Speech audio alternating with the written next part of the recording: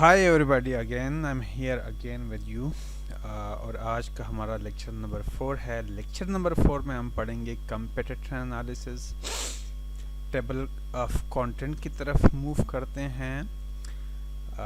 Table of content में हमारे पास है number 1 what is competitor analysis, उसमें क्या है, और फिर उसमें एसईओ कंपेटिटर एनालिसिस क्या चीज़ है, कैसे करते हैं।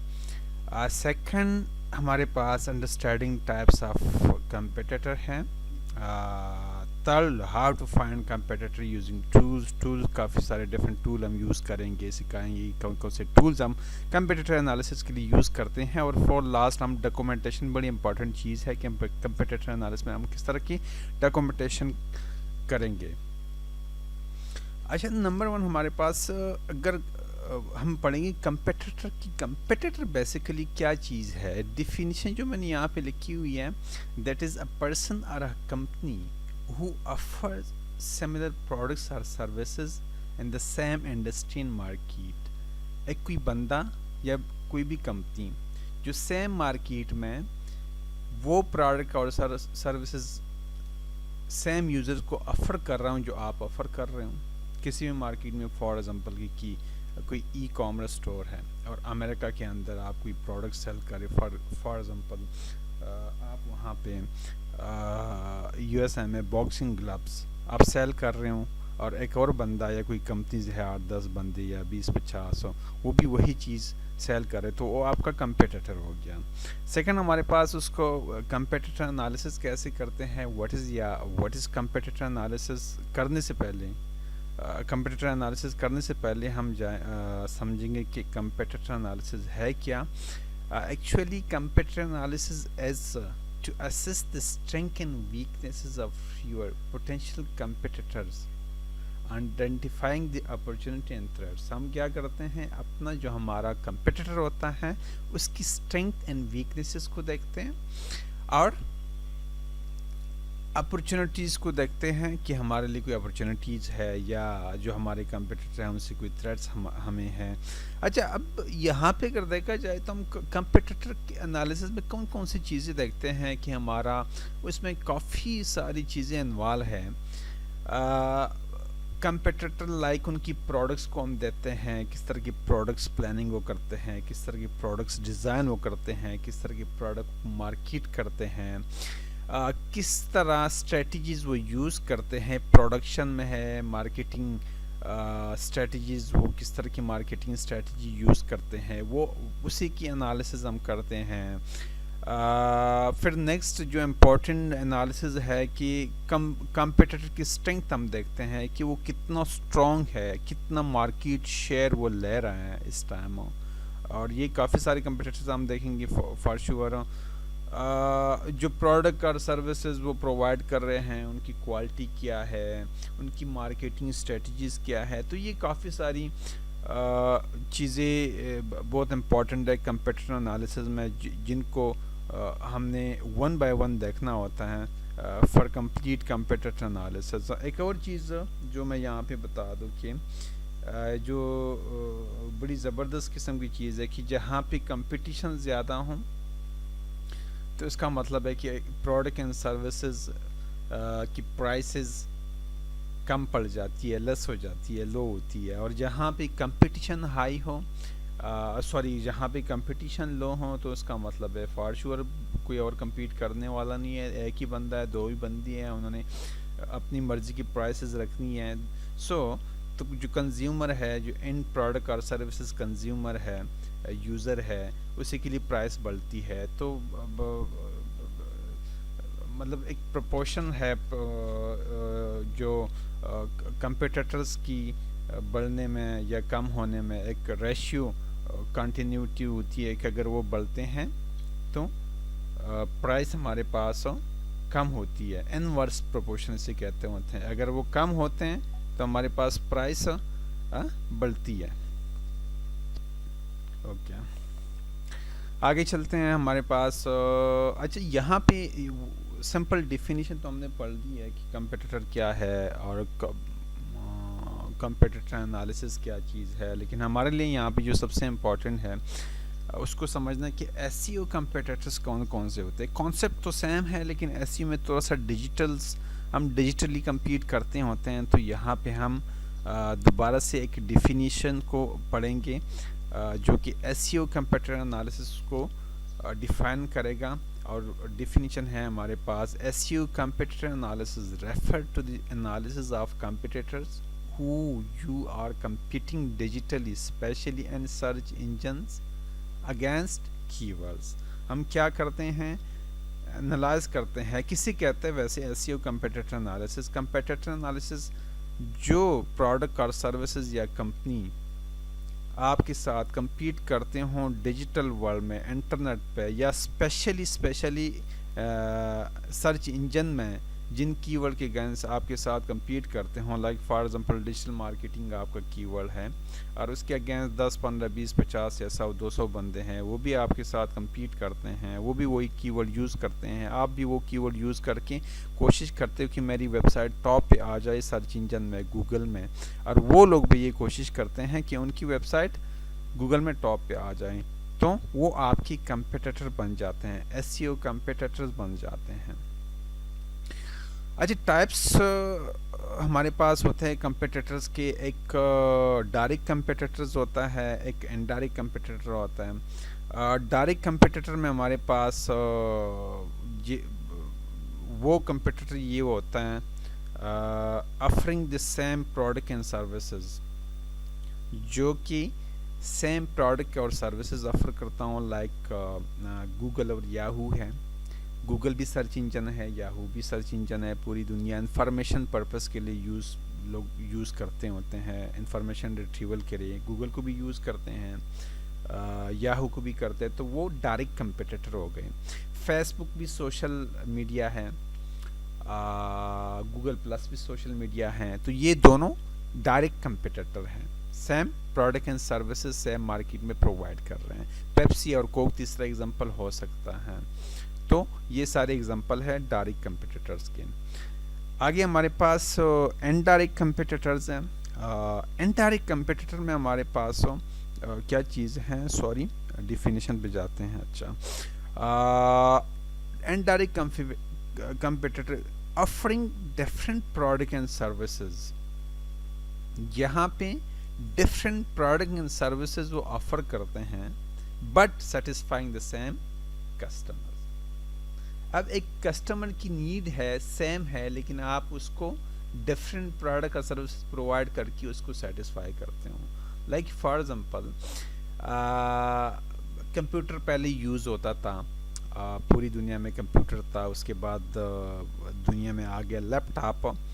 तो लैपटॉप एक काइंड ऑफ कंप्यूटर, लेकिन मैन्युफैक्चरर थोड़े से डिफरेंट हो जाते हैं, लेकिन कंपटीशन में वो आ जाता है। लैपटॉप आ गया, प्रोडक्ट डिफरेंट है, लेकिन लोगों ने लैपटॉप को यूज़ करना शुरू किया, तो कंप्यूटर की यूज़ कम हो गई। तो that's the indirect competitor of computer.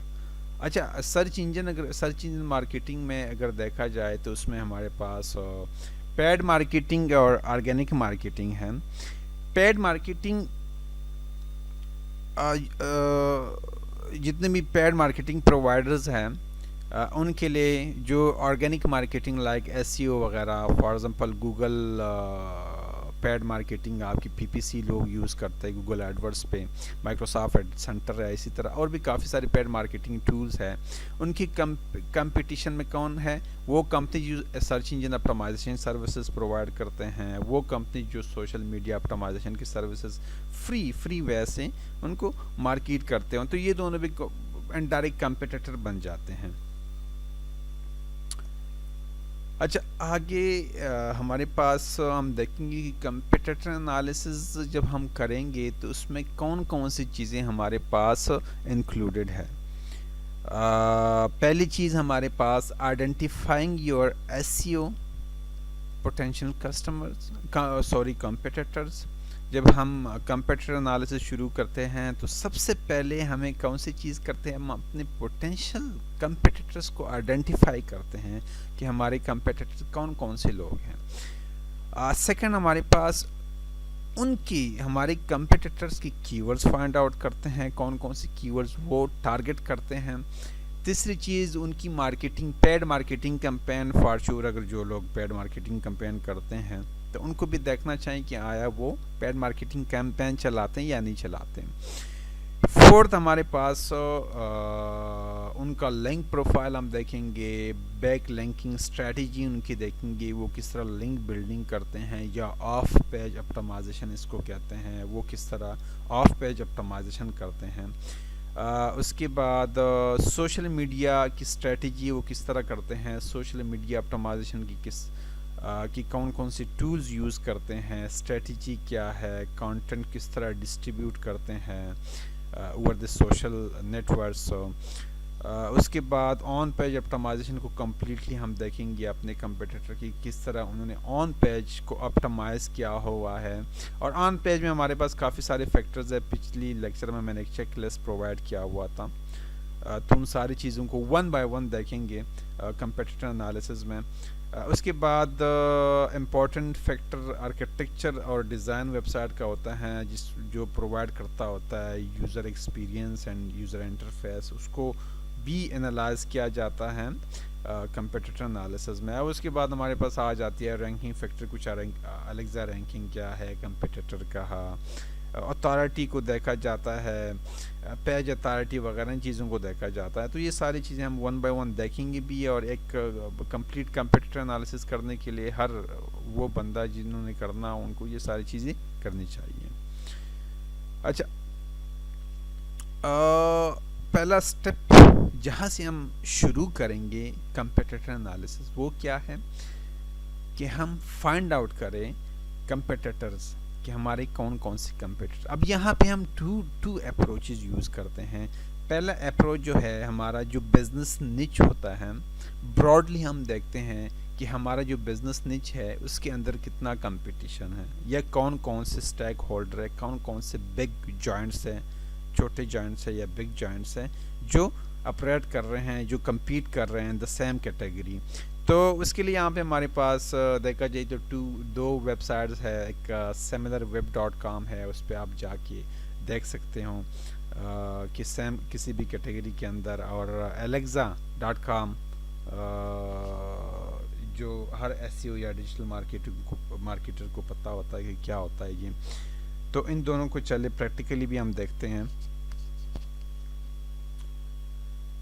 अच्छा, यहाँ पे हमारे पास ये alexa.com है। फॉर एग्जांपल ये इन्होंने ग्लोबली कंपटीशन टॉप 500 वेबसाइट की लिस्ट दी हुई है, जो टॉप 500 वेबसाइट्स हैं उनकी लिस्ट हैं। अच्छा, यहाँ पे हम कंपटीटर्स देखते हैं किसी स्पेसिफिक निच, हम बाय कंट्री भी देख सकते हैं और बाय कैटेगरी भी हम देख सकते हैं। अगर बाय कंट्री हम चले जाते हैं बाय कैटेगरी, मतलब निच कंपटीशन हम देखते हैं हमारा निच। फॉर एग्जांपल हम एक एग्जांपल ले लेते हैं कि हमारा निच जो है वो यहाँ पे कंप्यूटर्स है। मैंने इसको क्लिक किया।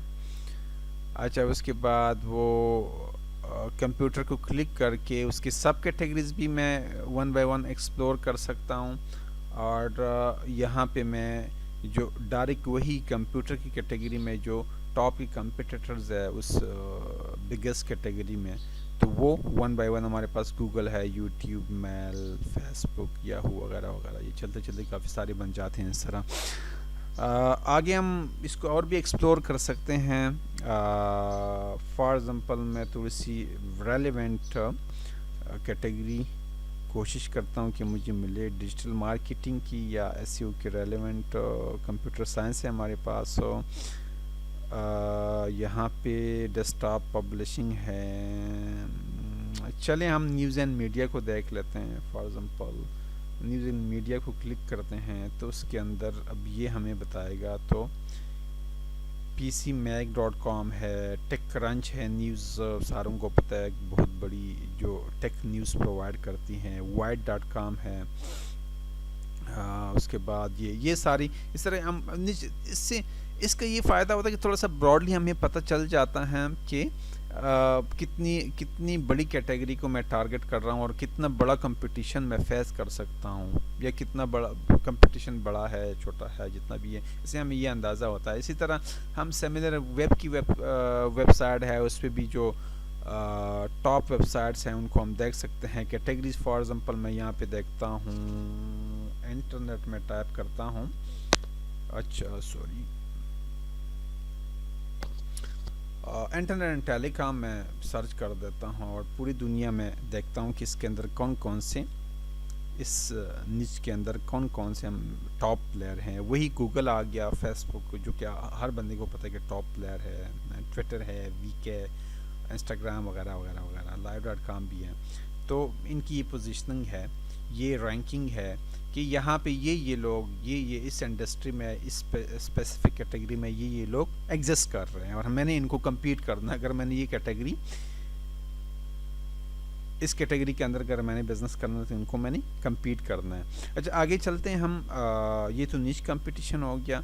आगे सेकंड हमारे पास कीवर्ड कंपिटिटर्स होता है। अब ये वो चीज़ है जो स्पेसिफिकली मैंने देखना होता है कि मेरी कौन कौन सी कीवर्ड्स के अगेंस्ट कौन से कंपिटिटर हैं मेरे जो टॉप पे आ रहे हैं और जिनको मैंने रिप्लेस करके मैंने टॉप पे आना है। तो उसके भी डिफरेंट वेज है कि मैं उन कंपिटिटर को कैसे फाइंड आउट करता हूँ। तो फॉर श्योर सीधी सी बात है कि अगर मैंने कोई बिजनेस करना हो, फॉर एग्जांपल मेरी कोई डिजिटल मार्केटिंग एजेंसी है, कंपनी है, तो मुझे पता होगा कि डिजिटल मार्केटिंग जहन में आ जाता है कि डिजिटल मार्केटिंग सर्विसेज मेरा कोई कीवर्ड हो सकता है। तो उसके लिए उस कीवर्ड को लेके हम डिफरेंट टूल पे ट्राई करते हैं, फिर कंपिटिटर देखते हैं। तो चलिए हम उसको वन बाय वन देखते हैं। और टूल हम कौन कौन से यूज़ करते हैं।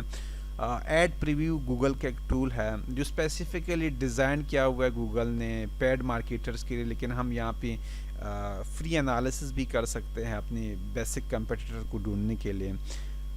गूगल को डायरेक्ट भी हम यूज़ कर सकते हैं किसी भी कंट्री के अंदर जो आपकी टारगेटेड ऑडियंस है, टारगेटेड कंट्रीज़ है या रीजन जियोग्राफिक लोकेशन है। सेमरश एक टूल है, उसको भी देखेंगे और स्पाइफो को भी हम देखेंगे। तो यहाँ पे मेरे पास फॉर एग्जांपल ये स्पाइफो टूल है और यहाँ पे मैंने कीवरी की है डिजिटल मार्केटिंग सर्विसेज। तो मैं नीचे स्क्रॉल ऊपर वाली चीज़ें मैं नहीं देखता, मैं कंपिटिटर्स को इस टाइम देखना चाहता हूँ कि मेरी कंपिटिटर्स कौन से हैं और किस किस पोजीशन पे है इस कीवर्ड के अगेंस्ट। अच्छा यहाँ पे देखें तो ये 1 2 3 4 5 ये फ्री अभी लॉगिन मैंने नहीं किया हुआ, फ्री वाला मैं यूज़ कर रहा हूँ टूल स्पाइफो। तो उसने मुझे कहा कि जो आपका कीवर्ड है डिजिटल मार्केटिंग सर्विसेज, और वो जो मैंने लोकेशन यूज़ की हुई है वो यूएस है। यूएस लोकेशन है digital marketing services search engine में कौन कौन से आपकी कंपिटिटर है। तो ये 1 2 3 4 5 ये 5 मैं देख सकता हूँ, ये मेरे टॉप के कंपिटिटर हैं इस कीवर्ड के अगेंस्ट। अगर मैं तो मैं क्या करूँगा, इन सारों को वन बाय वन उठाऊंगा और अपने पास एनालाइज करूँगा किसी भी एक्सेल शीट में। दूसरे टूल को देखते हैं, वो सेमरश है। सेमरश ये स्पाइफ और सेमरश ये आपको कुछ हद तक आप फ्री भी यूज़ कर सकते हो, फिर इसका आप प्रीमियम अकाउंट ले सकते हो, उसको यूज़ कर सकते, लेकिन फ्री में भी आप ठीक ठाक एनालिसिस कर सकते हो उसमें। और ये सिर्फ कीवर्ड एनालिसिस के लिए नहीं, और भी काफ़ी सारी एनालिसिस हम इस पर कर सकते हैं। और स्टेप बाय स्टेप आगे हम चलेंगे तो मैं बताता जाऊँगा कि कौन कौन कहाँ कहाँ पे हमें ज़रूरत पड़ सकती है इन टूल्स की।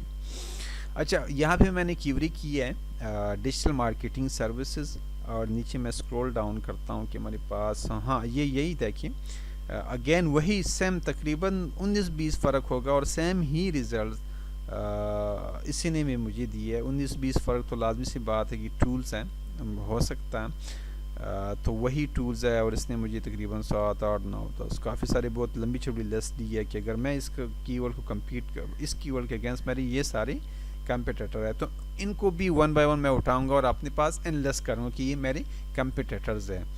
अच्छा यहाँ पे एक और बात याद रखिएगा कि यहाँ पे तो मैं सिर्फ एक ही कीवर्ड मैंने टाइप किया हुआ है, मैं और भी काफ़ी सारे मेरे कीवर्ड्स हो सकते हैं। अगर आपको पता हो अपने कीवर्ड्स का तो आप हर कीवर्ड के अगेंस्ट डिफरेंट कंपिटिटर, क्योंकि आपने कीवर्ड की बेस पे compete करना है सर्च इंजन में, तो आपने हर कीवर्ड के अगेंस्ट कंपिटिटर ढूंढने हैं और निकालने हैं और देखने हैं, उनको एनालाइज करना है। एक परफेक्ट एंड स्ट्रॉन्ग एनालिसिस के लिए आपने हर कीवर्ड और हर कंपिटिटर को देखना होता है और हर कंपेटिटर की स्ट्रेटजी को फॉलो करना होता है कि कौन सा कंपेटिटर कौन सी स्ट्रेटजी यूज़ करते हैं और कौन सा कंपेटिटर किस कीवर्ड के अगेंस्ट टॉप पे क्यों आ रहा है। तो ये सारे फैक्टर आपको एनालाइज करने होते हैं।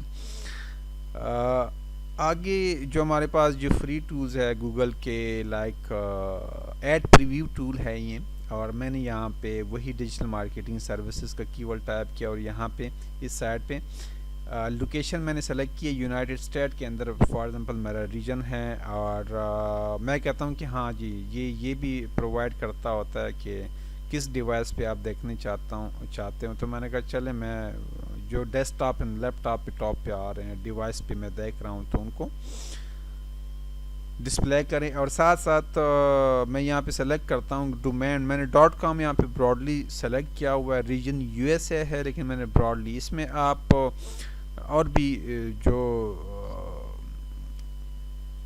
डेडिकेटेड टू कंट्रीज़ गूगल भी खोल सकते हो और उनके अंदर लाइक Australia.as है, UK का .co.uk, उनको भी आप सर्च उसके अंदर डाल के आप सर्च कर सकते हो। तो चले देखते हैं इसके अंदर हमारे पास पहला रिज़ल्ट वही तकरीबन पिछली 2 टूल्स पे हमने जो देखा वही रिज़ल्ट तकरीबन यहाँ भी आ रहे हैं हमारे पास 3 4, इसको हम देखेंगे 5 6 7, वही तकरीबन वही रिज़ल्ट है, सेम रिज़ल्ट है, आप देख सकते हैं उनको 1 बाय 1।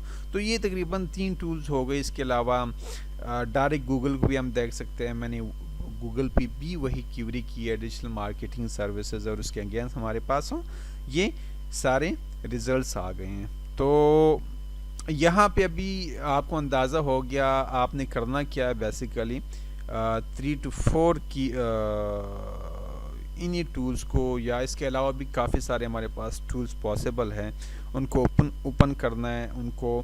और आपके जहन में जितने भी कीवर्ड्स आते हैं तो जो स्ट्रॉन्ग कीवर्ड्स है एक कीवर्ड्स उठाएं, उनमें सर्च करिए और जो आपकी कंपटीटर्स बनते हैं उनको उठाएं और अपने पास एनलिस्ट करें 1 by 1। अच्छा, यहाँ पे हमारे पास ये पार्ट 1 है कीवर्ड कंपेटिटर एनालिसिस का, कि हमने कंपेटिटर्स किस तरह हम निकाल सकते हैं, हमारे कंपेटिटर डायरेक्ट कंपेटिटर कौन से हैं, इनडायरेक्ट कंपेटिटर्स कौन कौन से हैं, तो उनको हमने यहाँ पे निकाल दिए हैं। ठीक है, ये पार्ट 1 था। और पार्ट 2 में हम पढ़ेंगे कि हम उन कंपेटिटर का एनालिसिस 1 by 1 एक कंपेटिटर को उठा के उनको एनालाइज करेंगे A to Z। तो वो नेक्स्ट लेक्चर में। तो for now see bye bye.